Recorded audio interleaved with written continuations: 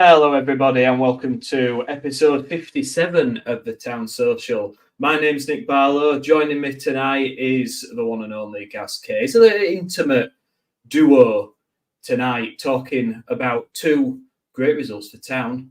A 2-1 win against Stevenage, followed by a 1-0 win to the Shrews at home. Far from convincing, some might say, but at the end of the day, 4 wins. Can't go wrong, can you? Let's get into it, guys. As always, if you like, give us a follow, give us a subscribe, send us your comments. We'll do our best to answer all your questions as we go along. We should be on for around 45 minutes to an hour tonight. And Gaz, let's quickly talk about the Stevenage game. So, obviously, it's always difficult when you first game at home, there's a lot of expectation, dropping down a division. And Stevenage, they did well last season, but this season weren't tipped to do as well by some of the pundits.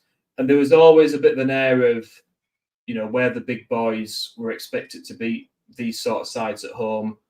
Doesn't always work in your favour, but I thought, particularly in that first half, the way we came out, I thought we were very, very strong, exerted ourselves early on the game. Second half, faded a little bit, but we got the job done, and that's what matters.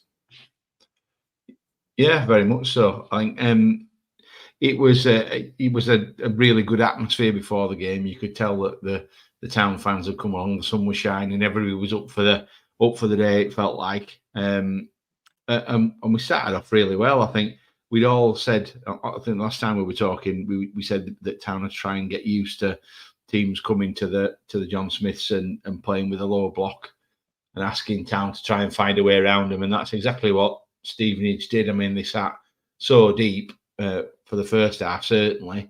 They just invited Town on. They didn't even come to press the ball until we were, 5-10 yards into their half. And we controlled the game, really. I think, we had a few chances in the first half. Brodie had one off the post from a corner.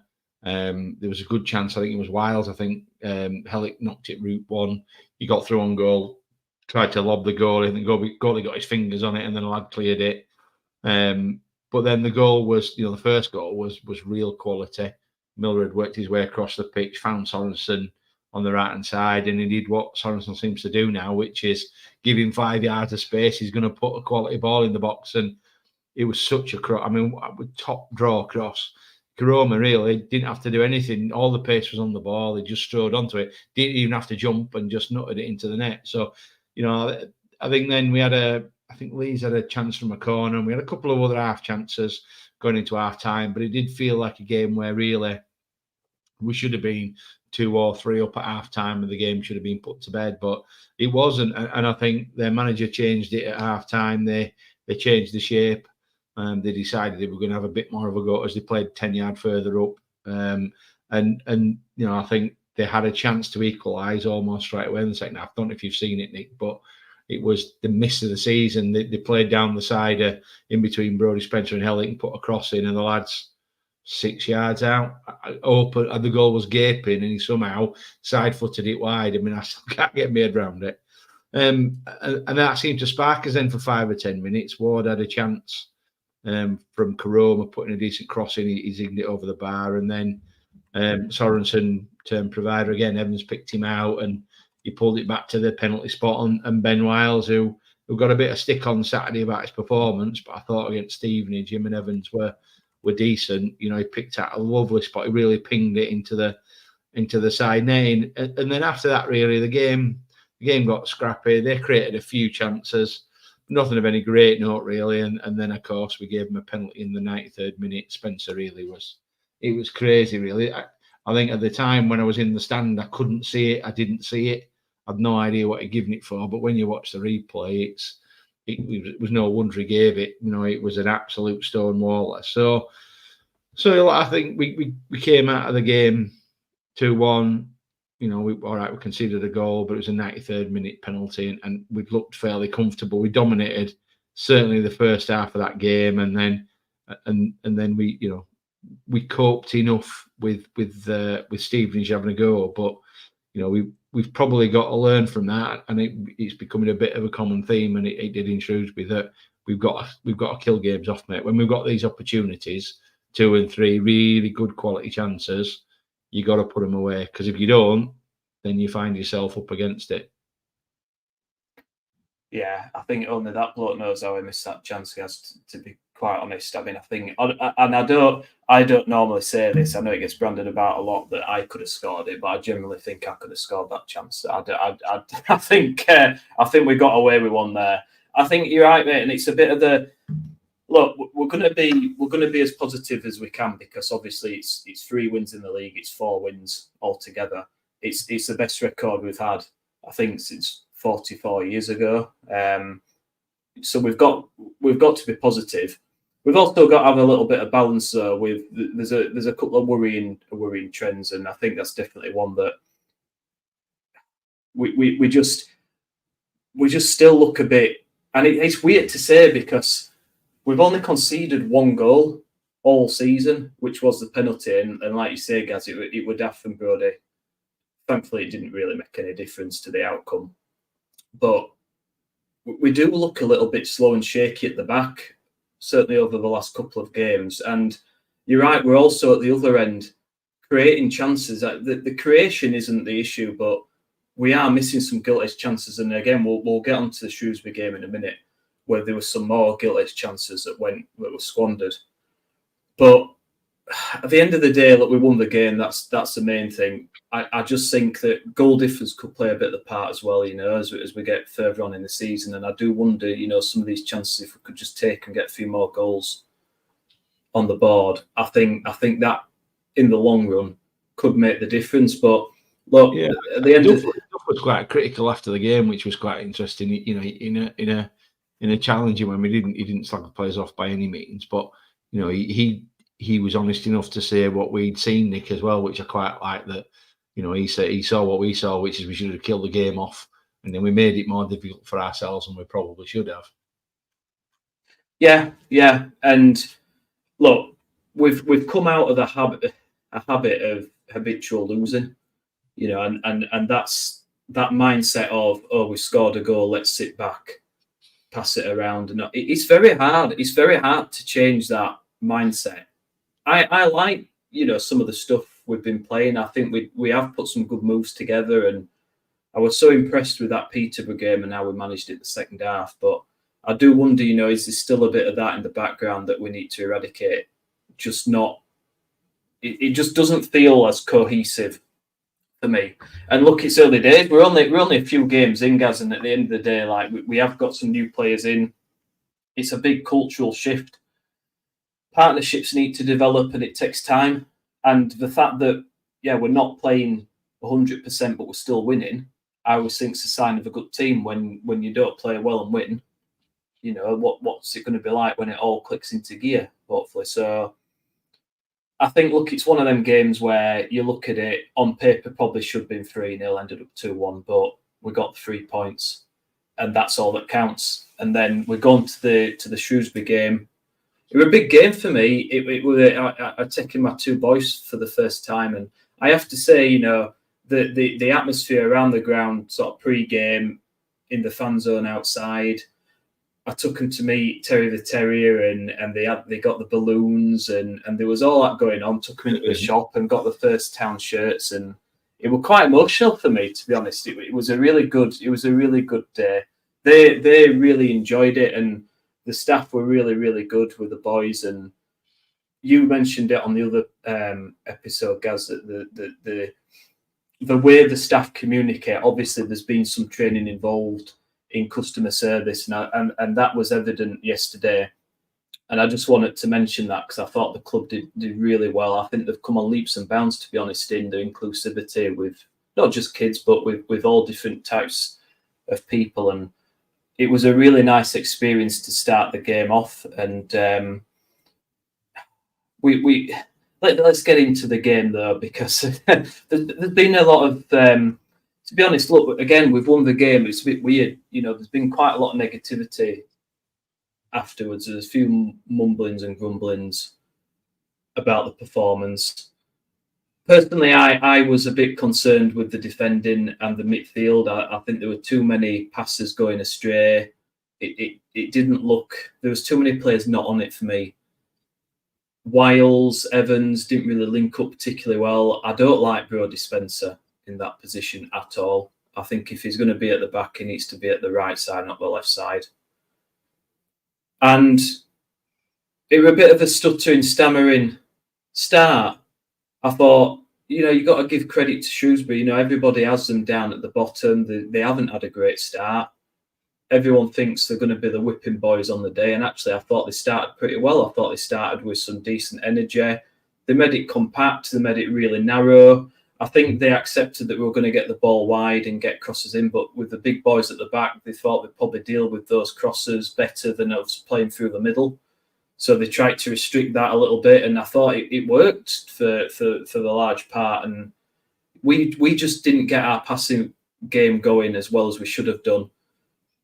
But we did eventually fashion chances again from wide. We got a couple of good balls in. There was a penalty appeal that was waved away, and I didn't really see it, guys. Even on the replays, I struggled to really see it in detail to know what went on.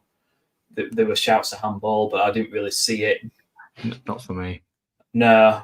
I mean, I think there's more chance of me betting Taylor Swift than us getting a penalty at home. I think how many years is it since we got on? I think how many years is it since we got a penalty at home? They put out recently, didn't they? It was like 1,000 days or something ridiculous. It's insane. I mean, it's got to be a record, isn't it? And I don't see that changing anytime soon, to be honest. But yeah, but then Brodie, the ball gets recycled. Brodie Spencer puts a great ball in, I have to say, and Marshall, I really like the lad. It's a really composed finish. It makes it look easy, but actually, he takes it down. And, a lot of young players would have swiped at it, but he doesn't. He just takes it down calmly on the chest and side foots it in. And it's a great goal.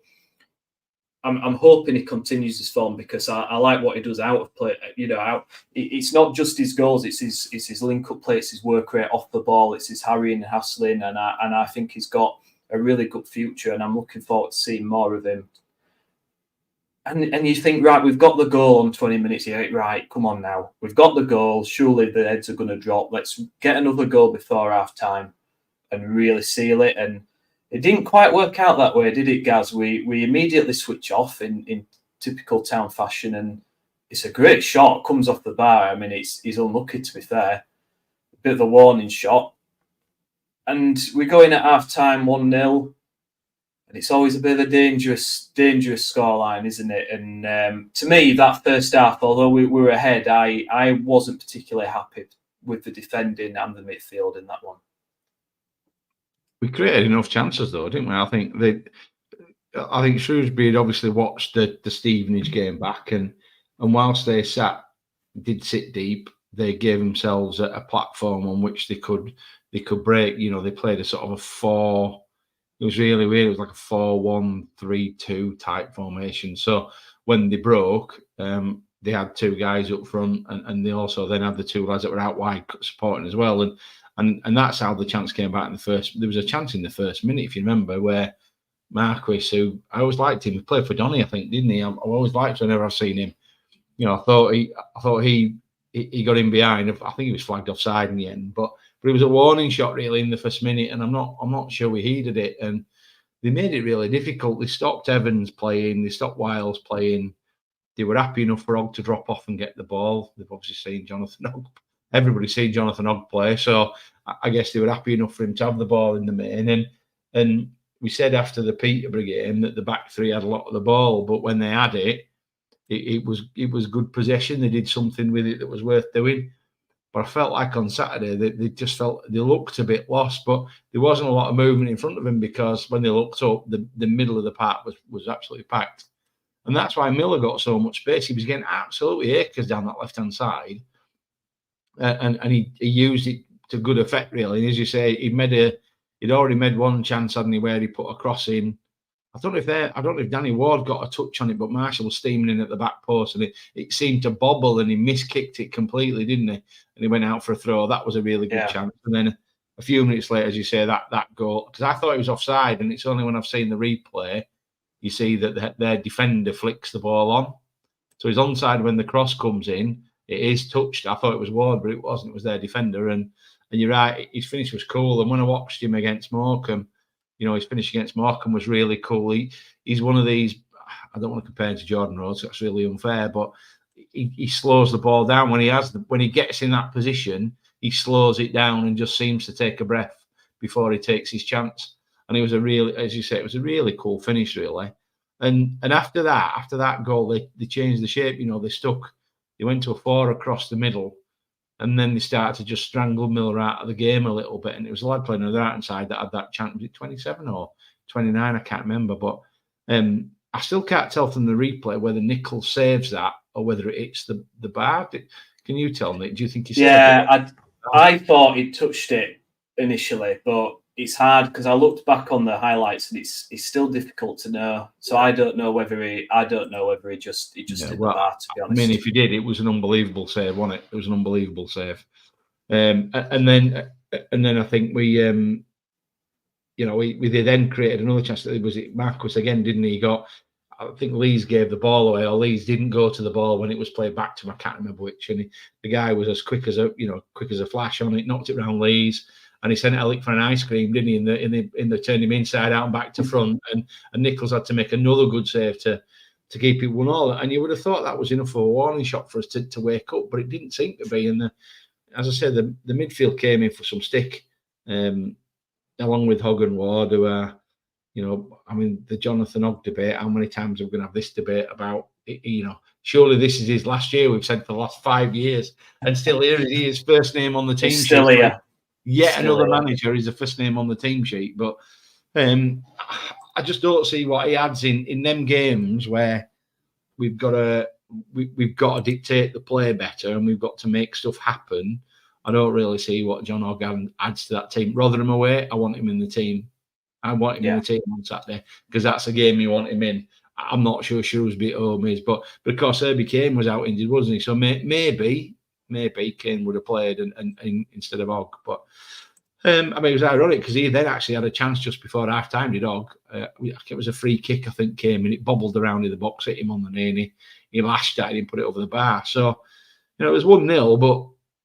The other chance we had in the first half was Marshall's header as well, of course. Marshall had an header, didn't he? 6 yards out and hit it straight at the goal. Straight at the keeper, yeah. Yeah, a bit like Stevenage, mate. It could have been 3-0 at half time. And we didn't take those chances. And as a consequence, then it made for a nervy start to the second half. Yeah, and then we go into the second half, and I fully expect us to come out on the front foot, really force the issue. Again, it didn't really transpire that way. We did create some chances, and there were a few patches of good passing moves, but just not enough. To me, it felt a bit pedestrian.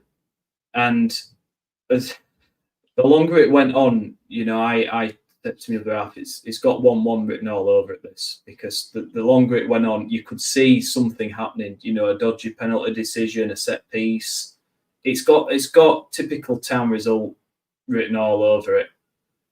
And thankfully it didn't turn out that way. We created, I thought when the subs came on, they did make a difference. I thought Karoma and Healy made a big difference. There were 2 good episodes of link-up play where Healy gets put through and he just puts it wide of the post, which was a really good move, and it was a shame. Then he gets put through, and I've watched it back a few times, and I think he was offside. I think it'd been interesting if he'd have scored, because to me, it looked a mile offside. But it goes through 1-on-1 with the keeper, and you're thinking, right, the keeper's already on his way down. You think, take it round him or lift it over him. He doesn't either. Hits it straight at the keeper. And is that a bit of rustiness, a bit of lack of confidence, possibly? Maybe if he plays another 3 or 4 games, maybe that's in the back of the net. But it's moments like that sometimes that define games, and the longer it went on, you thought, oh no. But thankfully, we managed to hold out. Karoma missed another great chance right at the end, which I think Maureen could have scored. I don't know how we managed to not score it, because he was like 5 yards out with an open goal and smashes it. He was offside. He was flagged offside. So was he offside? But even so, guys, even so, he should be putting it in the net. Do you know what I mean? And I don't want to knock the guy because I do like him. He offers, he's good pace, good energy, and he did score the previous game, but he missed a few sitters against Morecambe as well, and he's a bit of a confidence player, isn't he, Josh Kuroma? I'm hoping, if he gets another goal, I'm hoping he'll get on a bit of a run. But yeah, sometimes you have these games where things don't quite go for you. There's a few players not at it, but we've still got the win, and that's the main thing. That's the sign of a decent side, is one that when they're not quite at it, when things aren't going well, they somehow managed to scrape the win. And you can't argue it's 9 points from 9. We've only conceded 1 goal to a penalty at the last minute. On paper, it looks almost pretty much the perfect start. You were right about the subs, by the way, and I actually thought Pearson played well when he came on. Well, I don't know how badly Spencer's injured. I'm not sure if he dislocated his shoulder. He looked in absolute agony. Yeah. But I thought Pearson came on, and Leeds played better at the left-hand side of centre-back than he did at the right-hand side of centre-back. And, Matty Pearson, God love him, he's limited, but he don't lose many one-on-ones, does he? And he really snapped into a few tackles and made a bit of a difference. And I thought Kasumu showed some energy when he brought him on for Evans, down that right-hand side. He really started to make a bit of a difference. And, yeah, I was absolutely, when Healy went through one-on-one, by the way, I'm with you, I was absolutely screaming at him to just go around the keeper. The block went down so early. He could have strolled around him, but he obviously tried to take the shot on, and you got to give the keeper a bit of credit. He spread himself and saved it. And I think, I think, would I have been pleased with 9 points out of 9 before we saw any of these games? Well, of course we would, yeah. But I think when you set such a high standard against Peterborough and the first half against Stevenage to a point, I think fans are going to expect that from you, aren't they? I think they're going to want you to repeat that in the same way. But it's there's plenty of other clubs in the league would happily swap positions with us, and we, as you said, Nick, we didn't play well, but we won the game, and that's a sign that if you don't play well and you win games, you could be in with a chance. You might just have a bit of something going, So I'm with you. I think Shrewsbury deserved a lot of credit, by the way. 2 teams in every game, and I thought of the 3 opponents we've had so far in the league, I thought they were the best. That I think Paulus had them organised. They had a plan, and they looked decent. I don't think they'll be at the bottom all season playing like that. No, I don't. I was quite impressed with them, to be fair. I thought they were really well organised, and I was listening to some of their fans talking before the game, and they're saying, "Oh, look, they're back to a slow cart horses. They're never going to keep up." And even Marquis up front, I thought he made some good runs and got in behind. Like they looked a decent side to me, Shrewsbury, and I'm sure they'll be more than fine. A really good football club with really good, honest fans, and I hope they do well. And but fortunately for us, we managed to get the result, and that's what matters. And then we've got Rotherham after this, guys. We've got some very tough away games coming up. We've got Rotherham, and then we're straight into Bolton because the Blackpool game's been. I mean, obviously we've got the EFL trophy and things, but in terms of the league, the Blackpool game is going to be rearranged to what date we don't know yet. But we've got Bolton after Rotherham, 2 very difficult away games. We've got 1 week left of the transfer window. Brodie obviously getting that injury. People are already calling for a centre-back, left-sided. Do you think we need to be getting players in now in this last week to really cement our chances? Because I just worry about injuries, mate. They're starting to creep up a little bit. Healy had a bit of a groin strain. Thankfully, he's back, but Bolker's out long-term. We don't know how long Spencer's going to be out for. Herbie Kane's picked up an injury, so that's going to be 4, 5, 6 weeks potentially. So we're already starting to build these injuries up, and you know what Town are like with injuries, don't you? Once we get going. Yeah. Well, that's part of the reason why these players end up with us. If they weren't injury prone, they won't be playing in League One with Huddersfield Town, would they? Some of them. So, I think I'm just reading a tweet that Terry and Nigel sent when we put out the post for tonight. and he was talking about, he thinks that we need to bring in a striker and a centre back, and he was asking whether we thought Cartwright had redeemed himself so far, and if he doesn't, does that mean he hasn't? I think a blind man on a galloping horse has seen we needed another centre back. Bulk has made a glass. Who knows? Bulker's won't play more than 15 games if we're lucky, the way he is. We don't know how bad Brody's injury is yet, but even if he isn't, we desperately need a left-footed centre back. I mean, the amount of times he kept cutting back onto his right, trying to come back inside on Saturday, that caused some of his own problems. The striker thing is a really funny one because we've got. We have got. It's not like we haven't got options, right? So we're not going to be bringing any wingers in because that's not how we play. And clearly, Duff's system is wing backs, proper wing backs, who are going to create the chances, and that's where they're hoping that the attacking output is going to come from. So you've got Healy, you've got Karoma. Some would say Karoma's a winger, but you've got Karoma. You've got Marshall, who I really like the look of. I think the lad's got a load of potential. You've got, you've got Ward. Who else? I'm missing one out. Who am I missing? Udlin. Oh yeah. You got Harrott, who's had a little bit of game time. Yeah, I think the others, Hudlin and what's the other bloke, Radulovic. I think they'll be, if they can offload them, they will be. But we've just gone through Stevenage and Shrewsbury game, and we're both saying we should have been out of sight. A Jordan Rhodes in his pomp would have had 4 or 5 goals already. Interestingly, our mate Alfie May scored 3 and 3 for Birmingham. Yeah. I just hope that doesn't come back to bite us on the arse. I hope that isn't a whilst we've got to manage our budget accordingly, and I don't want us to get ripped off, and I don't want us to engage in nonsense. We've got to make sure we get the quality, because I think we are genuinely now 1 or 2 signings away from being there or thereabouts, which is probably much better than we thought before we kicked off. But somebody else, I think Stock Terrier, said that, according to his tweet, we were close to a well-known target, but sometimes you have to walk away when others are paying silly money. We need to be careful. So I don't know who he's referring to. I don't know if he means Alfie May. He probably doesn't. I think. But look, Cartwright for me, him and Jake Edwards, they should carry the vast majority of the blame for last year. They were the guys in charge of the train set. And let's be honest, it was a shit show in every measure. So they've got a long way to redeeming themselves yet. 3 games where Michael Duff's managed to put a team out that's won 3 games don't mean that he's off the hook for me. But, we must have a bit of brass to spend. I know we're not rolling in it. I do think they want to try and get 1 or 2 more out, but it'll be fringes. Don't look like Alex going anywhere as it stands, does it? Unless we get a last-minute silly bid. So, yeah, we desperately need a centre-back. And we desperately need a striker, but a striker who scores 20 goals in League One, well, the only one really, has gone to Birmingham, hasn't he? Yeah. And it's all right, people saying, oh, well, we'll just get a striker, but who?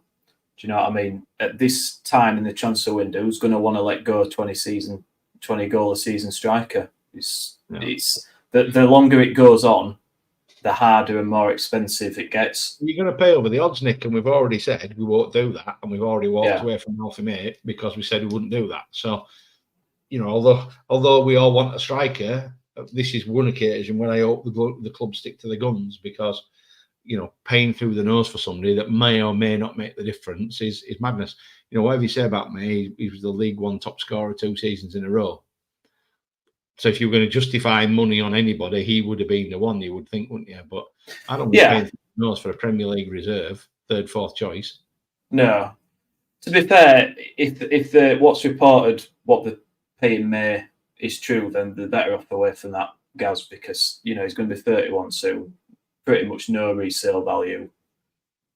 Yes, if they get some promoted, but they've got him for another 2 years after that. And is he going to do it a level up? Who knows? If he doesn't, he's still on massive wages. And you don't know the effect that has on the rest of the squad either, if you've got someone on 3 times the salary as everyone else. So, to me, on this occasion, although it'd have been great to see him through the door, and, credit to the club, they saw it early, they nearly got it over the line. Sometimes these things happen. I mean, I was told that one of the players we signed was pretty close to going somewhere else last minute, and then they decided to play for us. They wanted to play for us, so it swings and roundabouts, isn't it? You know, you win some, you lose some, and this smells like a loan deal to me more than anything. You know, could we get? I mean, Joe Taylor's been branded about quite a lot, but you know, somebody like that who's maybe had a bit of a spell at this level before in a loan deal could be an option.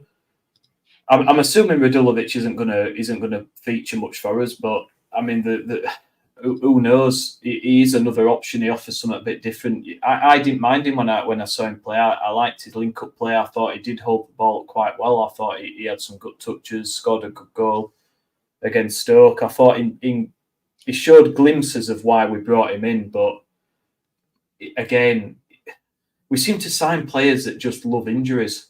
And we can't have a player that plays one game and then is injured for 5. It's just not going to work, is it?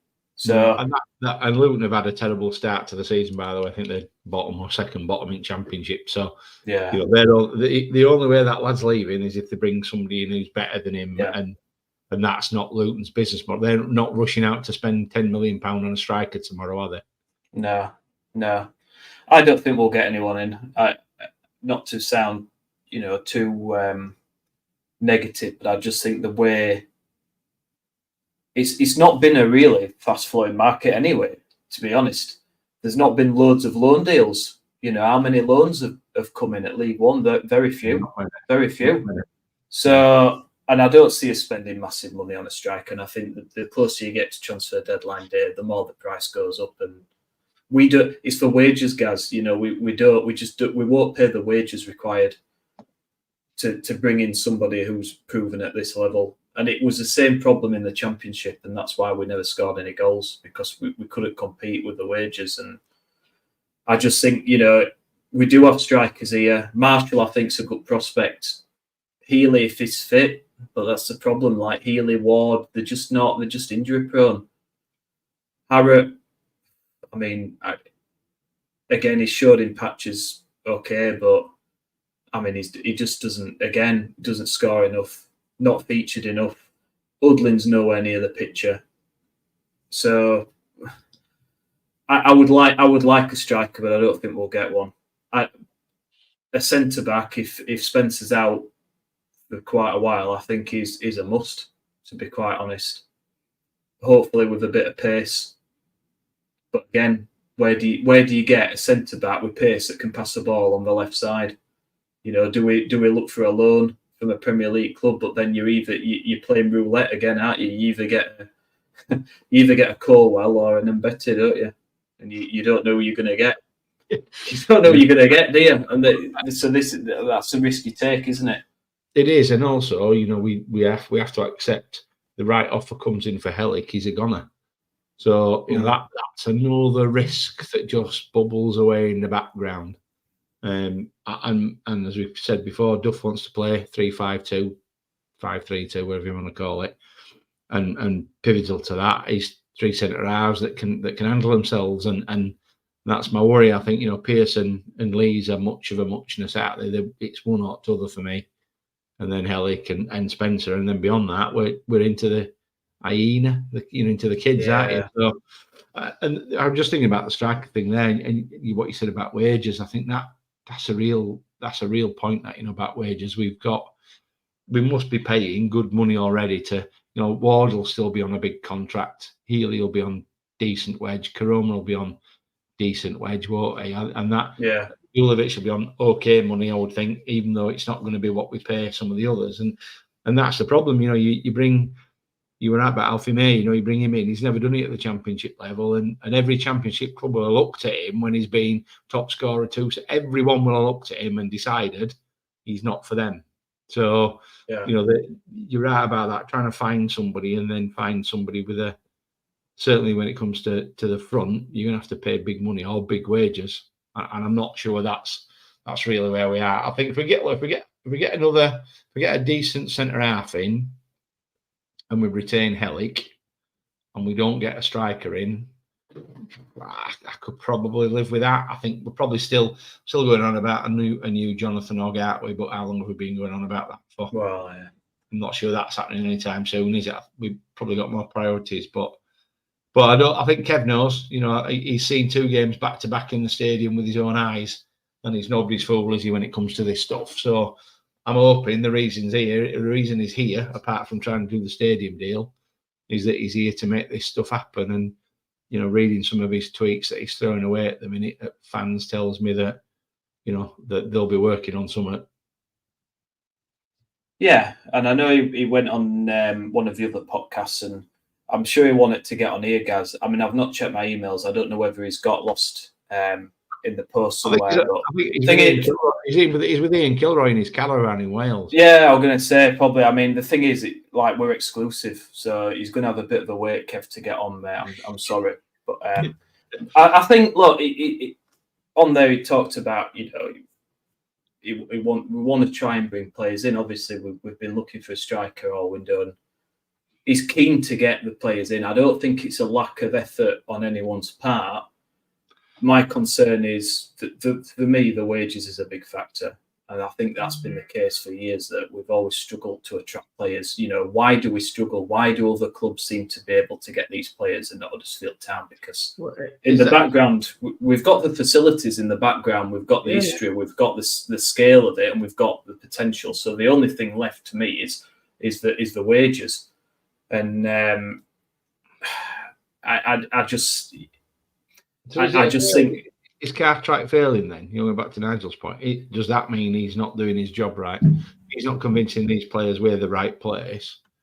I don't know, mate, because the thing is, it's all... Do you think it's only money that really matters in the end?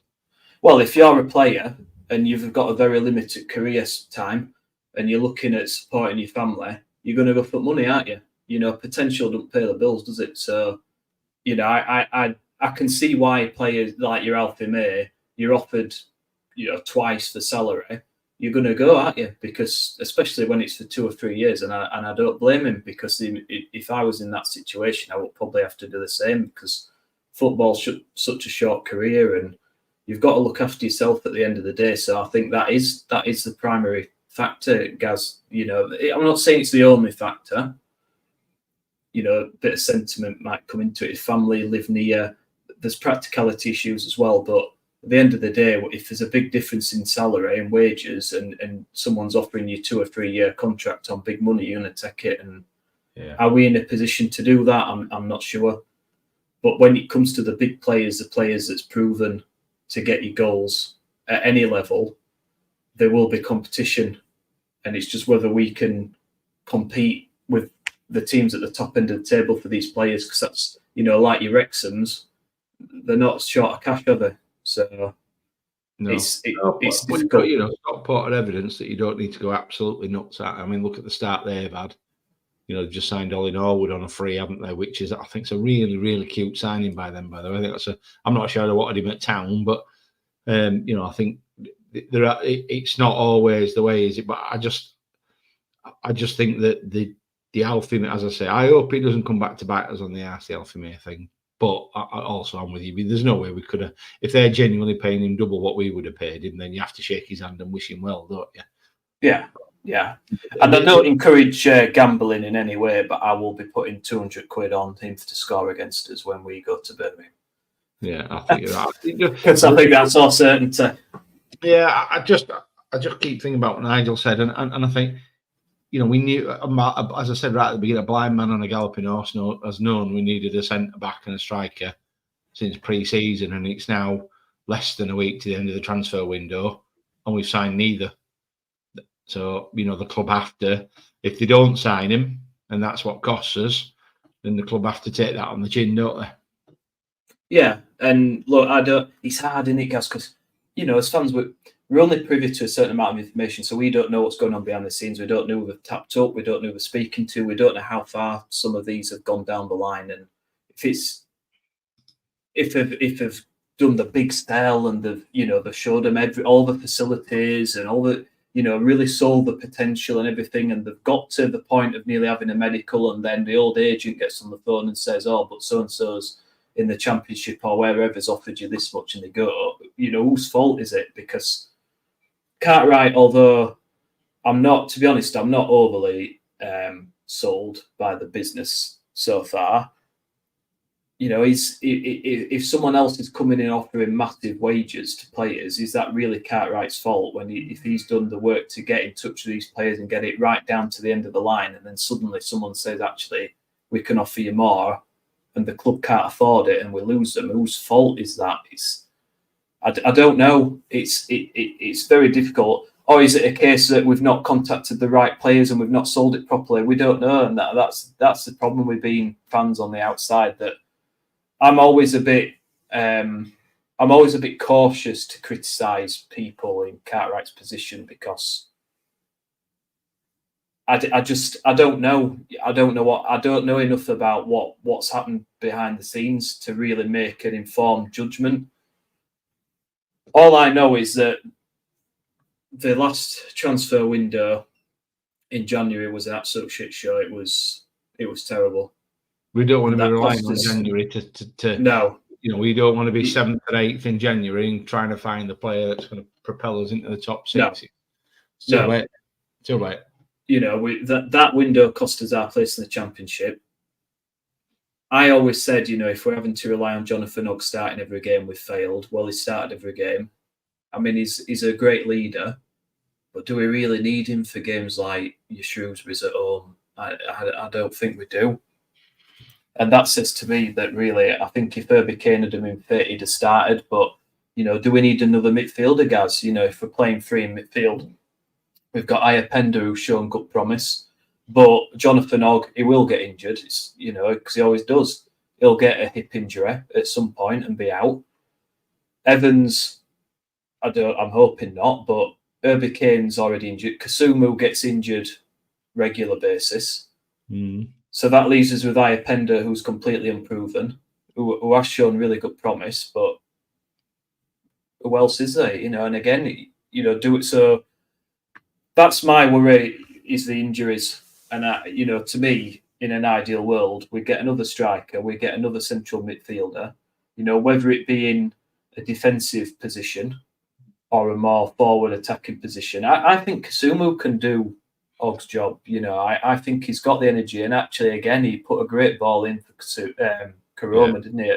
This is much more League One, without being horrible to the lad. League One's much more his level. He shot. Was it MK Dons we signed him from? He shot for them at League One level. So this is going to be much more his level. And like I said, when we talked about the subs, I thought he made a really good impact when he came on. He was busy and won a few tackles, and actually was driving forward with the ball and making them backtrack. Neither Wiles nor Evans had done that in the previous 60 minutes or whatever it was till he got on. Well, he channeled his inner Messi, didn't he, against Morecambe? I thought it were outstanding. Him and Edley, I thought were brilliant. Yeah, I've not seen him play like that for forever. But then you've got to look at the opponents, and no disrespect to Morecambe and etc. But it is a different level. But I don't see any harm in getting Kasumu with some starts. I like his energy and his brings a bit of pace. I just think with Johnny Hogg, I love his leadership abilities, but his passing to me, it just isn't. It's not on point. Like he misplaces too many passes for me. He's great at breaking up play, getting stuck in, but certainly in the home games against the lesser sides, we don't need that. When teams are sitting deep, making it compact, you need someone to pick pass out. And unfortunately, Johnny Hogg just isn't. He isn't that player, and we're just not going to come under the pressure where we need that extra man sitting back, breaking things up. So I don't know, guys. For me, another 3 players, but I just can't see it, mate. And I mean, when did we have a spree in the on deadline day? I can't remember. I don't think it's a long time ago, if it's ever happened at all. But it'll be interesting, mate. I think we need at least 1-2 more. So we shall see, guys. We shall see. The only other thing that I'm going to mention, and is a bit of a rant, and I've seen a couple of comments about this already on social media. Is I'd already talked about the atmosphere pre-game and taking the boys, and it was brilliant in and around the fan zone and everything. And I really have to praise the club for making the effort to do the stadium up with the murals and everything, and it looked great. And they're obviously trying the hardest to create something and to make us proud of the stadium again. And Kevin said, there's still things they want to work on, like the toilets and getting a jumbotron. I mean, I think that would make a big difference at half time with the entertainment and everything. I think a jumbotron would be fantastic.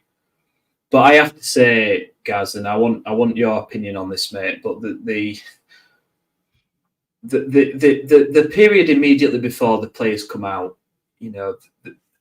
teams. There's lots of teams up and down the country that do things differently. Some will just have music to sort of pump things up. Some will have videos. Some will have pyrotechnics, etc. But to me, and I know there were some pyrotechnics against Stevenage, they sort of went by the wayside. I don't know if we run out of if his energy bill were too high, so we decided to pack them in. I don't know what happened to them, but the atmosphere immediately pre-players emerging from the tunnel and the build-up, to me, is nowhere near what it should be in trying to create an atmosphere. It was so flat. We've got the video from Patrick Stewart with the. It's great, but that should be at the beginning of the build-up to the, to the main event, to the players coming out. We should have, we've got a song that's nigh on 100 years old, "Smile a While," that. Most teams will be playing over the tannoy, getting fans to sing it, holding flags, scarves, waving and cheering and just getting that atmosphere up. But at the moment, like you're there, we have this video and talking, and then there's kind of this low sort of drawling music, and then it's teams are in the tunnel coming out, and that's it. And it's just, to me, it's just not building an atmosphere. We need the fans. And we're saying we need the fans behind us and we need to get the atmosphere going and what have you. But that to me, the club has to play its part also in helping with the build-up. And I think it needs to be, there's people that do really good things at the club, and I don't want to do people down. I know there's a lot of work that goes on behind the scenes in these sort of things. But to me, we are really, really lacking in that immediate post-player emergence from the tunnel. And that announcement, mate, it's to me, it's one of the worst I've seen anywhere. Yeah, yeah. I mean, you've got. I mean, I love Rambo to bits. By the way, I think over the years he's been great, but I've never known a stadium announcer that struggles to read one team out between them coming out and kicking a fucking ball. I've never known. He has to read the away team before they come out. I mean, the days when he was trying to read the away team when they came out, he had him start our team, went ref for kicking off. So it needs a bit. That needs a bit of pace about it. That needs some organised. I think you're right. We had the pyrotechnics for the Stevenage game, and all right, you can huff and puff and go, what fucking hell's that? But at least he tried to create something. I think the music choice is a bit staid. That needs a bit of a coat of looking at, really. And I'm with you. 5 minutes to kick off, we should be having a bit of a build up, which is surprising, really. When you consider how the Americans tend to do these things, and we're owned by Americans, one who owned a baseball team before. So, in baseball, they definitely have a build up to the game, and somebody comes out and throws the ball at the first pitch and all of that. So, but it builds up, and it's a timeline that people follow. Maybe they don't see a value in it because a lot of people don't come to the seat till the last minute. A lot of people stand underneath. Because we're allowed to take beer out to the ground, people often leave it to the last second to walk out. So that's a difference between football and American sport. You can take your pint and go and sit out with it, can't you? You're there with a beer waiting for it to start. But they need to try and do something. I'm not, I don't know whether you're asking me the question, but if the question is, what do you think they should do? I'm not really sure. But I'm with you. It needs to have more of atmosphere. The video thing is lovely, by the way, but it's a bit. I mean, Patrick's not exactly got an uplifting voice, has he? He's very Shakespearean, and as a consequence, it's very serious. And I like the video, by the way. I think it's a really good, clever piece of edited stuff. But we need to, I'm with you. That shouldn't be the second. The team shouldn't walk out to the end of that It should be built up through music and through a chorus. Really, I think the kids coming on waving the flags is lovely, but it's just a load of kids stood on the field waving a flag. It's not even a guard of honour like it used to be. If you remember, they used to have they used to only have 10 or 12 kids giving them a guard of honour on the way out. Now basically it's just a football pitch full of kids waving flags with boothie telling them they've got to wave it harder. So yeah, I don't know what they could do. The pyrotechnics thing I thought was all right. It was a bit funky, but yeah, at least it was a bit something. But for me, it's about the music. And I know they've had issues with the speakers. I know Kevin's talked about the issues with the PA and trying to get that right. They've turned it up and it didn't work. Turned it down and it didn't work. So they've clearly got to do some work with the sound system in the ground. And maybe that's part of his plan when he takes over the ground. But they certainly could do more, find something that's a bit more, heavy beat, something that just gets you into it. And the Smile a While thing, I mean, they tried that before, haven't they? And you just had Rambo walking around his clipboard singing at the South. Thing is, Gaz, though, they tried it once or twice and then stopped. But the thing is, with these, and like Anfield, they've done it. It takes time for people to learn the words, to get used to it, to do it. You can't just do it once or twice and then forget it. Good things take time to come together, and I do think that's a song that's been with us for 900 years. It's a proud song. It's something to be proud of. It's a part of our history. Why are we not singing it before the game? Why is it not there? Well, I know what you mean, mate. Because when it's cringe, innit, when we play it and no one sings it and no one knows the words, it is a bit cringe. But it's not exactly Madison Square Garden now, is it? It's not.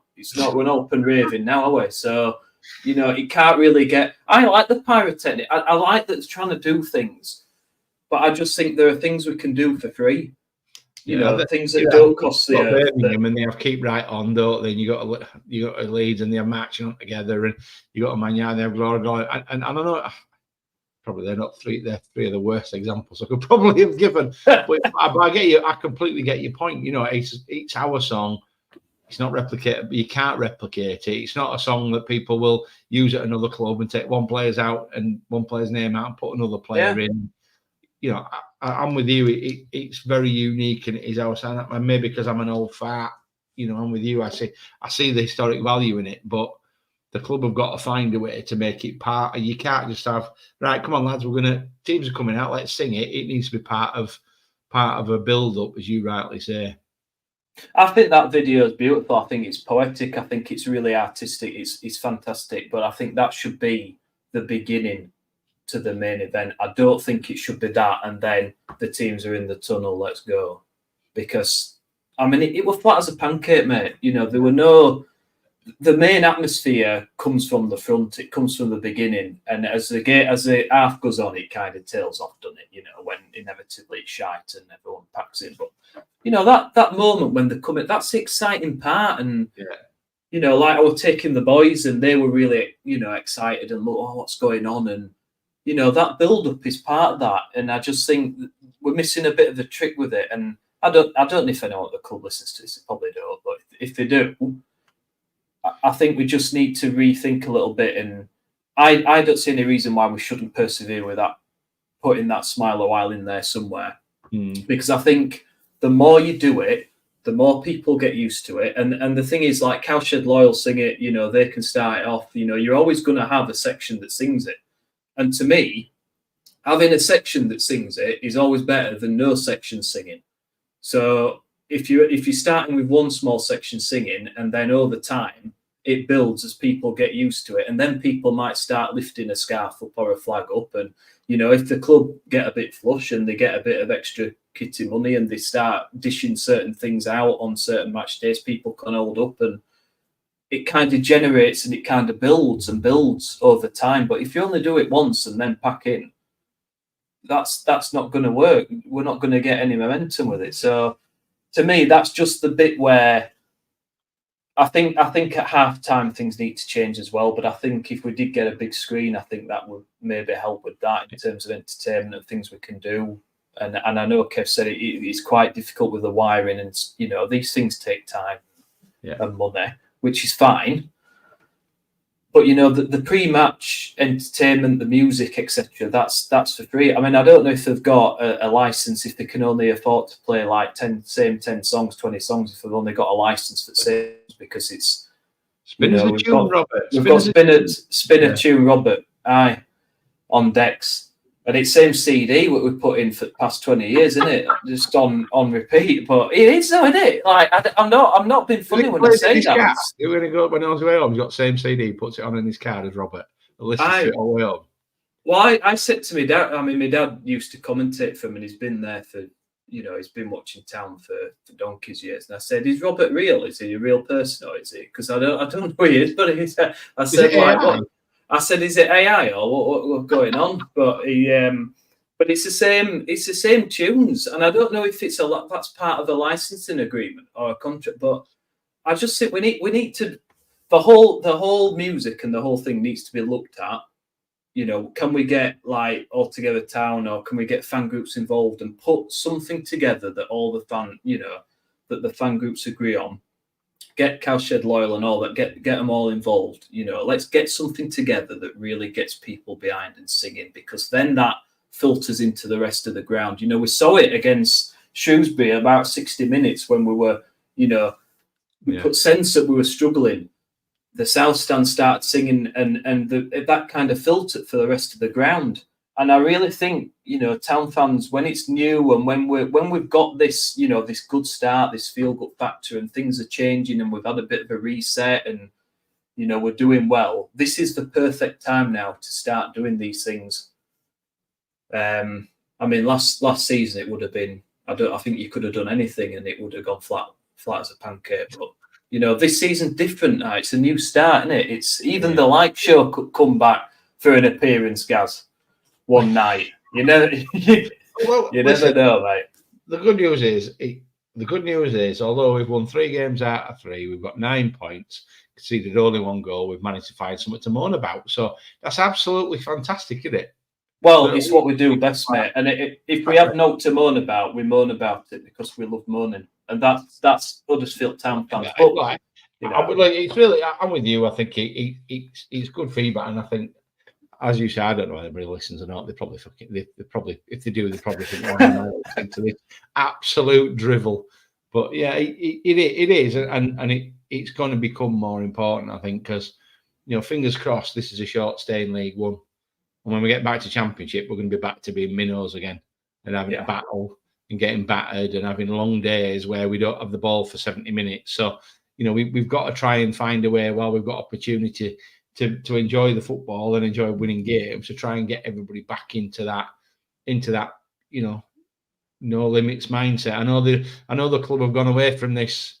It's not the size of the dog and all of that stuff. They want a winning mentality and they want to be winners, and that's lovely. I get all that, but there also has to be an element of reality in it. And it's easy to have that kind of mindset in League One when you've got the financial muscle Kev has.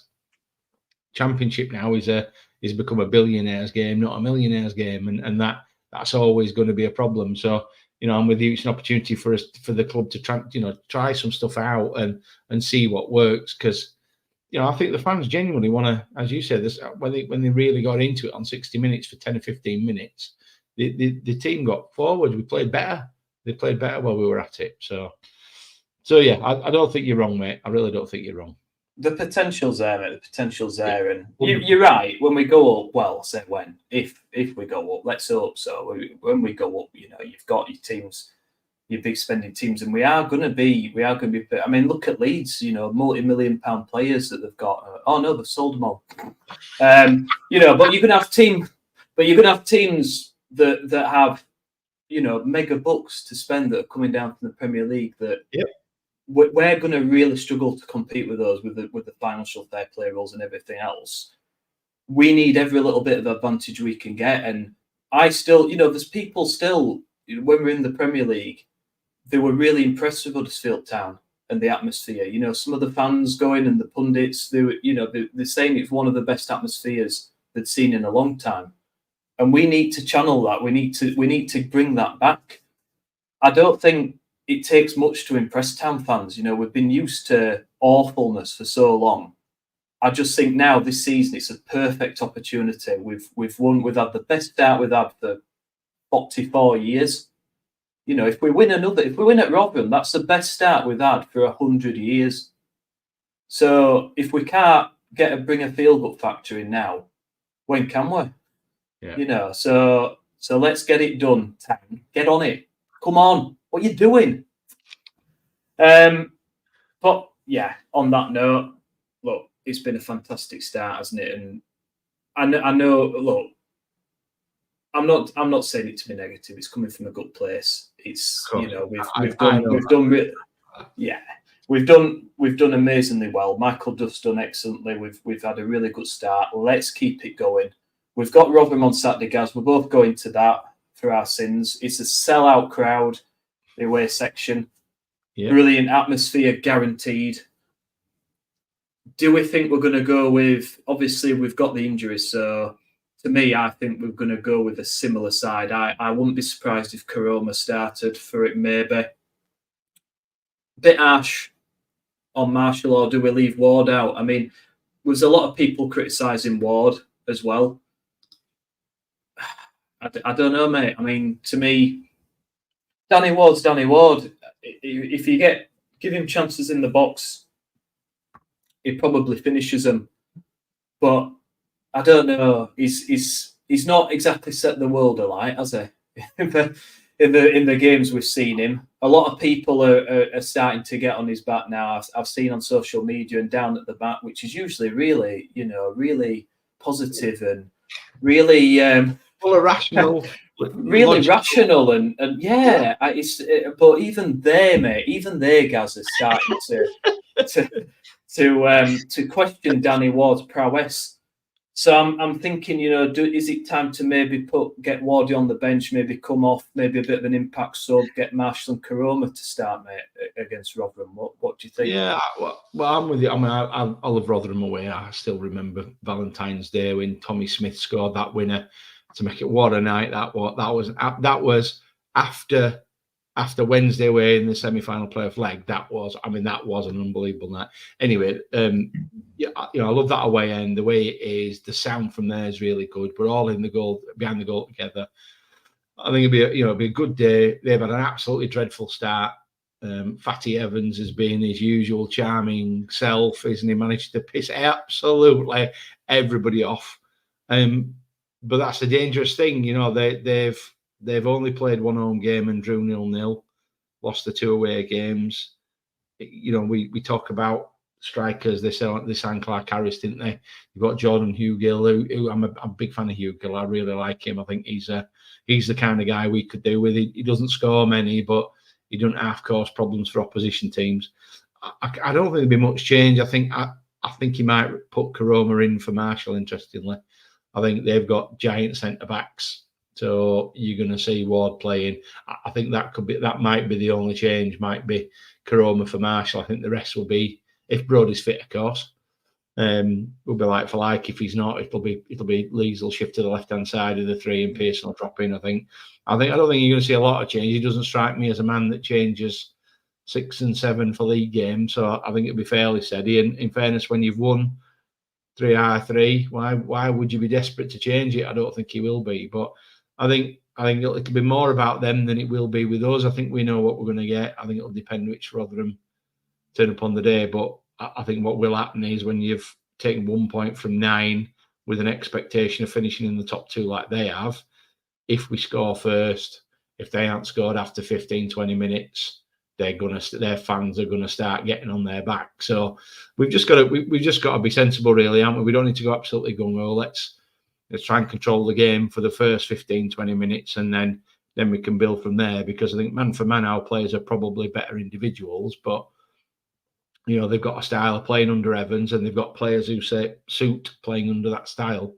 So you know, we've just got to be careful. I think Hungbo apparently is injured, so I don't know whether he's going to play on Saturday or not, because that's where we are. We're struggling against pace. If Hungbo doesn't play and they're playing with either Clark Harris and Numby and Hugill, then we've half a chance, because they're not going to drop the ball in behind to sprint onto, are they?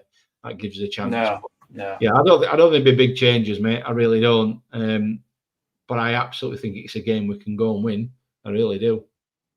Yeah, I do. And I think when you sign so many players, it takes time. People think they're going to be up there because of Evans, but don't always work. And sometimes it takes time for when you've got so many players, it takes time to gel, and maybe we're playing them at the right time. I think they're going to be strong at home. I think they're going to be resolute, compact. I think it's going to be difficult to play against. I'd be more than happy with the same scrappy 1-0 win. But I don't know. It's a weird one. I thought they'd start better than what they had. So are they going to continue that, or are they suddenly going to turn it on? I don't know. But I believe in this group of players. Especially after watching them at Peterborough, such a difficult place to go. I know Peterborough weren't great on the day, but they've still got, they're still one of the teams that's definitely going to be up there. And you've looked at the form after playing us to see that. So I think if we can go somewhere like that, I think we can go almost anywhere, put in a performance and get a result. And if we can beat Rotherham, Roma, by the way, because I think like he did at Peterborough, I think he can stretch their defenders. That's why I think we might go with Karoma instead of Marshall. I think if we press them high, don't give them any time to relax on the ball, make it tough for him, I think we could harry him into a mistake or two. And I think we can go there and win the game. I'm really positive about it. I'm really looking forward to it, if I'm being honest. I think we'll concede? Possibly, but I think we'll win it 2-1. And I would probably keep... I'm with you. I don't think Marshall... For me, I want Marshall to play because he's a young lad. He's done really well, good energy levels. But I agree with you. I think he'll go experienced because of the way Rotherham's set up, and I think it'll be Ward and Karoma. Otherwise, no change unless, as you say, Pearson drops in. I wouldn't play Kasumo in this. I think Oggy will play. Ponty says he could have been sent off yesterday, Oggy. Well, that's every game. That's every game with Ogg, isn't it? Well, quite back the first half, wasn't it? He went right over the top of the ball. Their players were really unhappy about it. You could tell by their players' reactions. But the ref didn't even give a free kick. No, it's weird, isn't it? I mean, the refs have been a bit suspect, mate, haven't they? The games we've seen have been a bit, I'll say suspect. I'll leave it at that. But let's hope we're not talking about the ref of the Rotherham game. And we've got a game before, mate. Let's not forget we've got the League Cup away at Walsall. The mighty Saddlers. Our taste buds. What would you do with this, mate? A bit of a difficult one. I'd be going B team for this one, mate. Yeah. Well, the bench will play, won't they? The bench will play. Headley will play. I can't also on the bench that didn't come on, but Maxwell. Iapender will play. Iapender will play. Yeah, definitely Maxwell will play. So there'll be a few changes. Won't they? Harriet might even get an hour, maybe. Yeah. So I think he'll make, but it won't be all say changes because we haven't got 2 first 11s these days, have we? So no. And this is where they all talk about, we don't want an inflated squad, but to me, an inflated. I still think there's some short with the number of games. We could be talking 60 games here. Yeah. And to me, the squad isn't particularly big, and I do worry with injuries. But anyway, we shall see. I mean, praise to anyone going to that game. I mean, surely it's going to be mainly people that live in that area because... I nearly was in Birmingham on Tuesday, so I was going to go, but unfortunately I'm now in Oldham, so I won't be going. Well, that's no excuse, mate. You can still drive down, can't you? Yeah. It's not that far. It's only a few hours. Thing is, I like their stadium. I like Bescott's. Another stadium I like is Bescott Stadium. That the little stand behind the goal. I like that ground. It's good for parking. I don't think I've ever been to Walsall. I don't think. But yeah, I mean, look, momentum's important. If we win that, and beat Rotherham, I mean that's 6 wins, guys. I mean, when did we last do that? 6 wins in a row. Well, when did we last have 6 wins in a season? When did we last have 2, mate? 2 in a row, back to back. More to the point, it's insane. I mean, it must be one of the best records of a manager we've had since Buxton times, surely. Yeah. Surely knows he won't be listening, won't Lee? But if you know Lee, tell us, will you? Right, mate. I think that's it. What's your prediction for Rotherham? Let's finish on that. I'm fancying a 2-1. 2-1. Yeah, me too. And let's hope so. Get the win, keep the momentum going, and let's hope Stockport lose, and then we can get back to top of the table. But like teams like your Birmingham's and Rotherham's and Bolton's, teams that people thought had just run away with it from the off. I mean, Birmingham are doing okay, but they're not. There's a few surprises. Teams struggling a little bit, and maybe there should be. Maybe there'll be a few surprises. Maybe Stockport we should be thinking a little bit more about. Mate. I don't know, but it's still early days, isn't it? So we'll see. Right. Thanks for listening, everybody. Like I said, please subscribe, follow us. I'm led to believe that the X stream still isn't working, so we will get that sorted. So hopefully we can be live on X pretty soon. But yeah, I think the YouTube streams have been working fine. So yeah, give us a follow. We're gonna do one every week if we can. So yeah, get behind us and keep listening and let's keep positive and let's hope for a third round tie in the cup and 3 points on Saturday to Rotherham in the sunshine. Take it easy, everyone. Bye for now. Thanks for listening. Up the town.